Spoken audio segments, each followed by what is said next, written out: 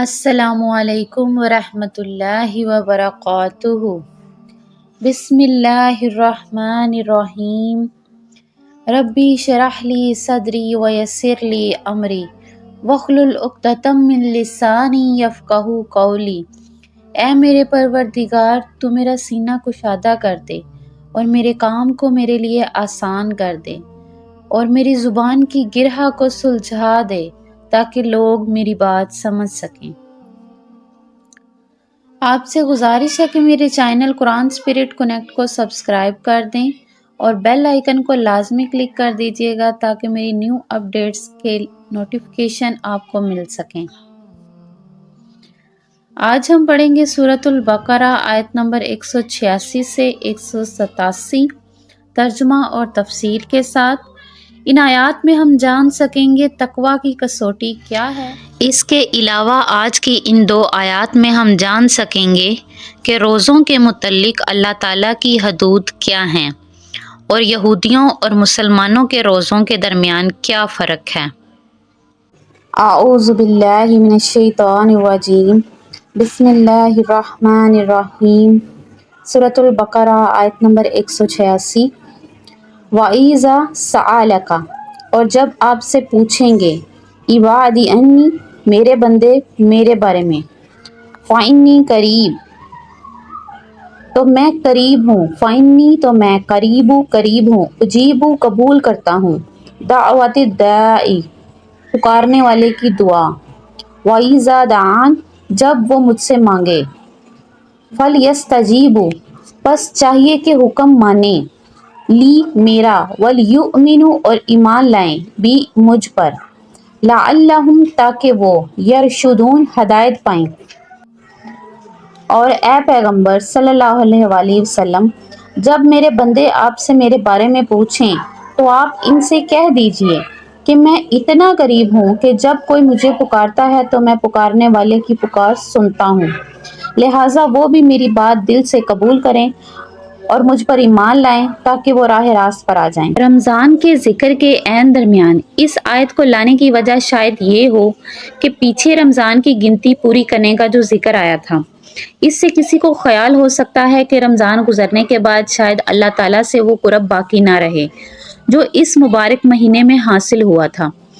اس آیت نے اس خیال کی تردید کرتے ہوئے واضح فرما دیا کہ اللہ تعالیٰ ہر آن اپنے بندے سے قریب ہے اور اس کی پکار کو سنتا ہے۔ وَإِذَا سَأَلَكَ عِبَادِي عَنِّي فَإِنِّي قَرِيبٌ، میرے نزدیک یہ دنیا میں حقوق انسانی کا سب سے بڑا منشور ہے۔ اللہ تعالیٰ اور بندے کے درمیان کوئی فصل نہیں، فصل اگر ہے تو وہ تمہاری اپنی خواصت ہے۔ اگر تمہاری نیت میں فساد ہے تو حرام خوری تو کرنی ہی کرنی ہے، اور اب کس منہ سے اللہ تعالیٰ سے دعا کرو گے؟ لہٰذا کسی پیر کے پاس جاؤ کہ آپ دعا کر دیجئے، یہ نذرانہ حاضر ہے۔ بندے اور خدا کے درمیان خود انسان کا نفس حائل ہے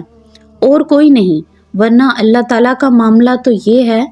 کہ ہم تو مائل با کرم ہیں، کوئی سائل ہی نہیں۔ راہ دکھلائیں کسے، راہ رہو منزل ہی نہیں۔ اس تک پہنچنے کا واسطہ کوئی پوپ نہیں، کوئی پادری نہیں، کوئی پنڈت نہیں، کوئی پروہت نہیں، کوئی پیر نہیں۔ جب چاہو اللہ تعالیٰ سے ہم کلام ہو جاؤ۔ فَاسْتَجِیبُوا لِی وَیُؤْمِنُوا بِی، یعنی یہ یک طرفہ بات نہیں ہے بلکہ دو طرفہ معاملہ ہے۔ جیسے ہم پڑھ چکے ہیں، فَاذْکُرُونِی أَذْکُرْکُم، بس تم مجھے یاد کرو میں تمہیں یاد رکھوں گا، تم میرا شکر کرو میں تمہاری قدردانی کروں گا، تم میری طرف چل کر آؤ میں دوڑ کر آؤں گا،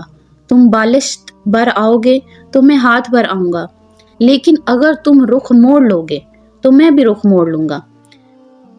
یعنی ہماری تو کوئی غرض نہیں ہے، غرض تو تمہاری ہے، تم رجوع کرو گے تو ہم بھی رجوع کریں گے، تم توبہ کرو گے تو ہم اپنی نظر با کرم تم پر متوجہ کر دیں گے۔ اس میں یہ کوئی شرط نہیں کہ پہلے ولی کامل بن جاؤ، بلکہ اسی وقت خلوص نیت سے توبہ کرو، سارے پردے ہٹ جائیں گے۔ آیت کے آخر میں اللہ تعالیٰ نے فرمایا لَعَلَّكُمْ يَرْشُدُونَ، اللہ تعالیٰ پر ایمان رکھنے اور اس کے احکام پر چلنے کا یہ نتیجہ نکلے گا، ہدایت کی راہ پر گامزن کر دے گا۔ أُحِلَّ لَكُمْ، جائز کر دیا گیا تمہارے لیے یا حلال کر دیا گیا تمہارے لیے، لیلۃ الصیامی رمضان کی راتوں کو، لیلۃ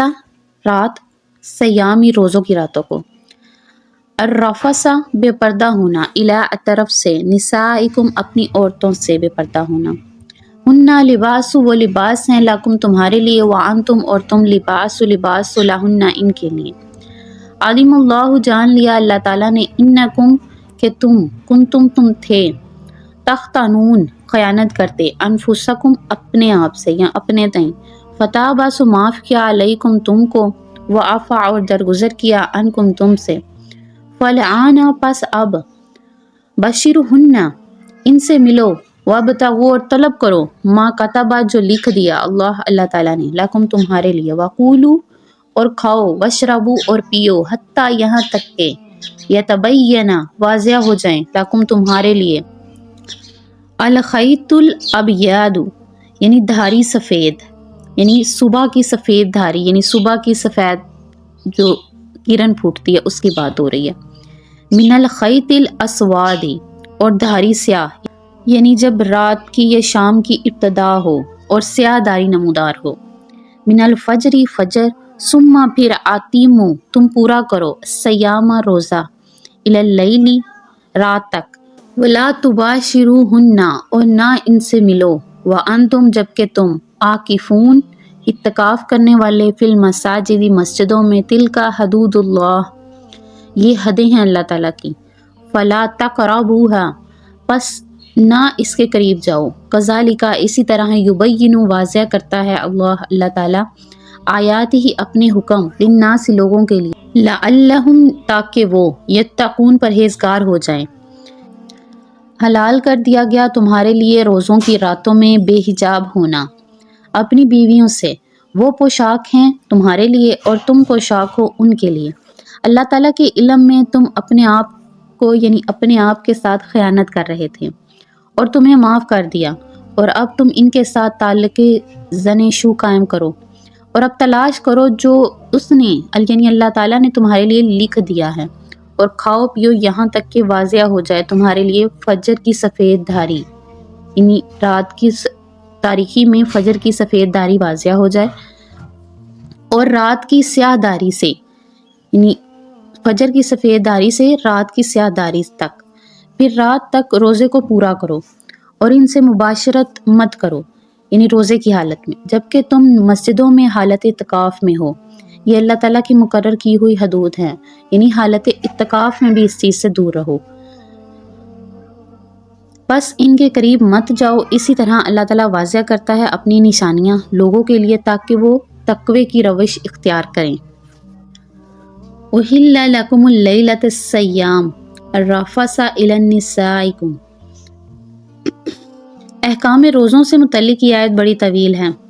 یہودیوں کے ہاں شریعت موسوی میں روزہ شام کو ہی شروع ہو جاتا تھا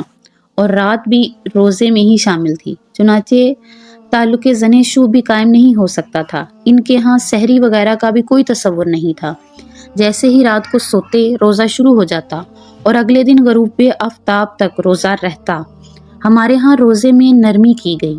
ایک تو یہ کہ رات کو روزے سے خارج کر دیا گیا، روزہ بس دن کا ہے، اور رات کے وقت روزے کی ساری پابندیاں ختم ہو جاتی ہیں،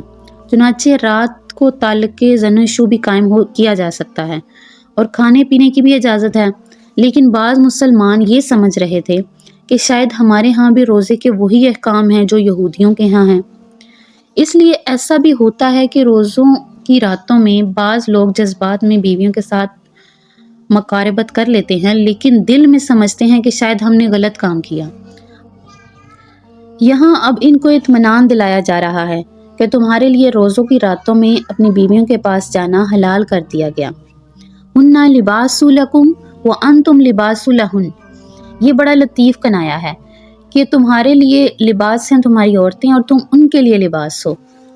جیسے لباس اور جسم میں کوئی پردہ نہیں، ایسے ہی بیوی اور شوہر میں کوئی پردہ نہیں ہے، خود لباس ہی تو پردہ ہے،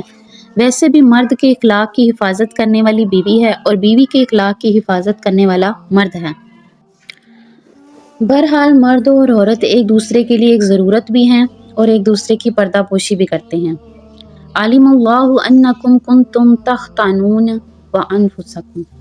یعنی تم ایک کام کر رہے تھے جو گناہ نہیں، لیکن تم سمجھتے تھے کہ گناہ ہے، پھر بھی اس کا ارتکاب کر رہے تھے، اس طرح تم اپنے آپ سے خیانت کے مرتکب ہو رہے تھے۔ فتاب علیکم، تو اللہ تعالیٰ نے تم پر نظر کرم فرمائی۔ وعفا عنکم، یعنی اس سلسلے میں جو بھی خطائیں ہو گئیں وہ سب کے سب معاف سمجھو۔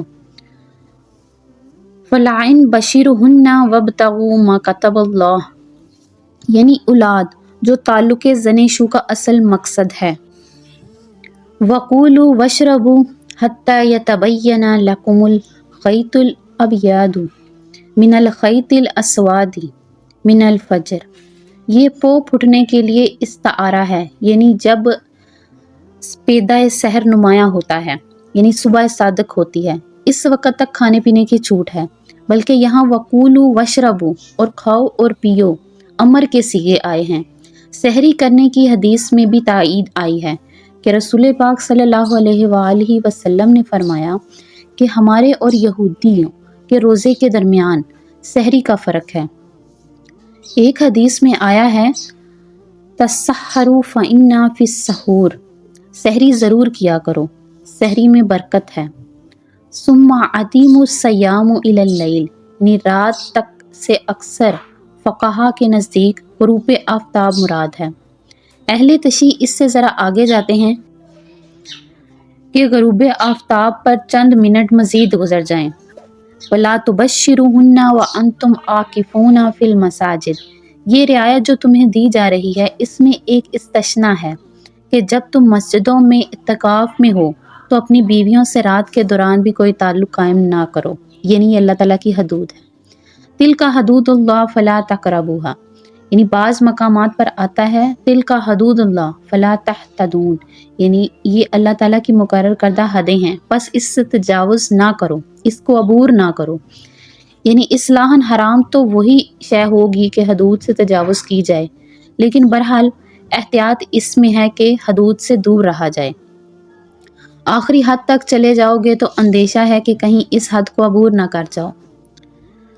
کذالک یبین اللہ آیات للناس لعلکم یتقون، اب اس رکوع کی آخری آیت میں بتایا جا رہا ہے کہ تقوی کا معیار اور اس کی کسوٹی کیا ہے۔ روزہ اس لیے فرض کیا گیا ہے کہ یہ سارے احکام تمہیں اسی لیے دیے جا رہے ہیں تاکہ تم میں تقوی پیدا ہو، اور تقوی کا اصل مقصد اکل حلال ہے، یعنی حلال رزق کمانا، حرام سے بچنا۔ اگر یہ نہیں ہے تو کوئی نیکی نہیں ہے۔ اس لیے اللہ تعالیٰ نے رزق حلال کو تقوی کی کسوٹی کہا ہے۔ اللہ تعالیٰ ہم سب کو رزق حلال کمانے کی توفیق عطا فرمائے۔ صدق اللہ العظیم۔